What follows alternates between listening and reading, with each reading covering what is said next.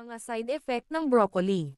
Ang ilang mga side effect na nauugnay sa pagkonsumo ng broccoli ay kinabibilangan ng ang labis na pagkonsumo ng broccoli ng mga naninigarilyo ay maaaring magpataas ng panganib na magkaroon ng kanser sa baga dahil sa pagtaas ng mga antioxidant.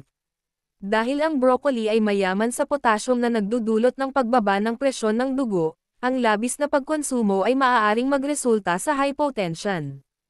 Ang labis na pagkonsumo ng broccoli ay maaari ding tumaas ang panganib ng hemorrhagic stroke. Ang pasyente na gumagamit ng mga blood thinner ay maaaring magkaroon ng mas mataas na panganib ng pagdurugo dahil sa pagkakaroon ng vitamin K sa broccoli. Ang broccoli ay naglalaman ng isothiocyanates na mga goitrogens at maaaring magbago ng iodo uptake, paggana ng thyroid gland at maaaring maging sanhi ng hypothyroidism. Sa ilang mga tao, maaari itong magdulot ng pananakit ng ulo, pagsisikip ng ilong, paghinga at pantal sa balat. Gayunpaman, kung nakakaranas ka ng anumang masamang reaksyon sa broccoli, makipag-ugnayan ka agad sa isang doktor o sa iyong Ayurvedic na manggagamot na nagreseta nito sa iyo. Magagawa nilang gabayan ka ng naaangkop para sa iyong mga sintomas. Mabuti ba ang broccoli para sa pagbaba ng timbang? Ang broccoli ay mababa sa calorie at mataas sa fiber at tubig, na makakatulong sa iyong mabusog ng mas matagal. Ang mga cruciferous na gulay, kabilang ang broccoli, ay mayaman sa antioxidants, phytochemicals, at micronutrients, na naiugnay sa pinababang pamamaga at panganib sa kanser, mas mababang antas ng LDL cholesterol, at pinabuting kalusugan ng bituka. Ang pagdaragdag ng sobrang broccoli sa iyong dieta ay maaaring magdulot ng digestive upset, kabilang ang bloating at gas. Pinakamainam na dahan-daang dagdagan ang iyong paggamit ng broccoli at iba pang mga gulay upang matulungan ang iyong katawan na masanay sa mas maraming fiber. Ang pagpapanatili ng pinakamainam na timbang para sa mabuting kalusugan ay mahalaga, at marami sa atin ang malamang na sinubukang gawin ito. Ang isang aktibong pamumuhay at isang masustansyang dieta ay makabuluhang bahagi ng pagbaba ng timbang, at ang pagdaragdag ng ilang partikular na pagkain sa iyong dieta ay maaaring makatulong sa pagkamit ng iyong layunin ng mas mabilis. Ang broccoli ay naglalaman ng maraming antioxidant na tumutulong upang palakasin ang immune system.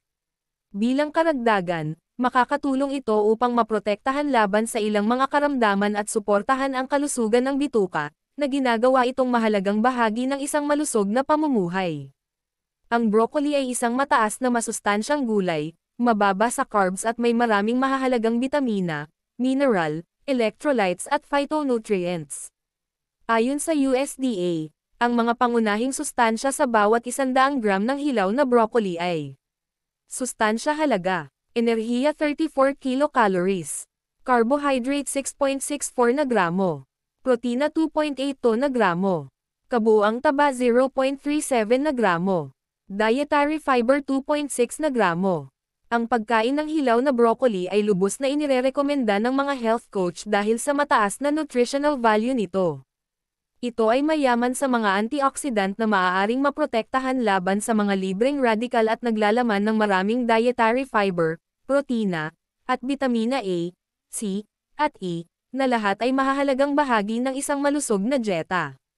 Ipinakikita ng pananaliksik na ang mga compound sa broccoli, tulad ng ethanol at chloroform, ay natagpuan na may mga anti-obesity effect, na makakatulong sa mga individual na mawalan ng timbang. Sa makatuwid, ang regular na pagkonsumo ng broccoli ay maaaring maging isang kapaki-pakinabang na hakbang sa pagkamit ng isang malusog na timbang. Ang isang mangkok ng nilutong broccoli ay naglalaman sa pagitan ng 50 at 65 calories bawat serving at humigit kumulang 39 calories bawat 100 gramo na nag-nominate nito sa mga low-calorie na pagkain.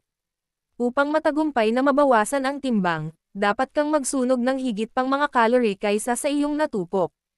Ang broccoli ay isang mahusay na mapagkukunan ng dietary fiber, na naglalaman ng 3.3 gramo bawat 100 gramo.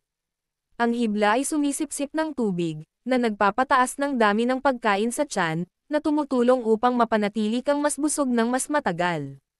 Pagkatapos ay binabawasan nito ang iyong gana, nagbibigay sa iyo ng pakiramdam ng pagkabusog at sa gayon ay pinipigilan ang mid-meal snacking. Ang broccoli ay mayaman sa bitamina C, na maaaring makatulong sa pagsunog ng taba, pagpapalakas ng kaligtasan sa sakit, at pagsulong ng mas malusog na balat at buhok. Ang broccoli ay naglalaman ng bitamina K, na kapaki-pakinabang para sa glucose at fat metabolism. Ito ay lalong nakakatulong sa pagsunog ng taba sa tiyan. Ang broccoli ay naglalaman ng carotenoids, isang natural na compound ng halaman na maaaring makatulong sa pasiglahin ang pagsunog ng taba at sa gayon ay nakakatulong sa pagbabawas ng timbang. Sa 70% na nilalaman ng tubig, ang broccoli ay isang mahusay na pagkain para sa pagtataguyod ng malusog na metabolismo at pananatiling hydrated. Ang impormasyon ito, para sa layunin pang edukasyon lamang at hindi layunin na kapalit sa isang medical na paggamot ng isang propesyonal, ito ay pangsariling edukasyon at dagdag kaalaman para sa mga tao na mahilig magbasa o higpit pa. Maraming salamat po.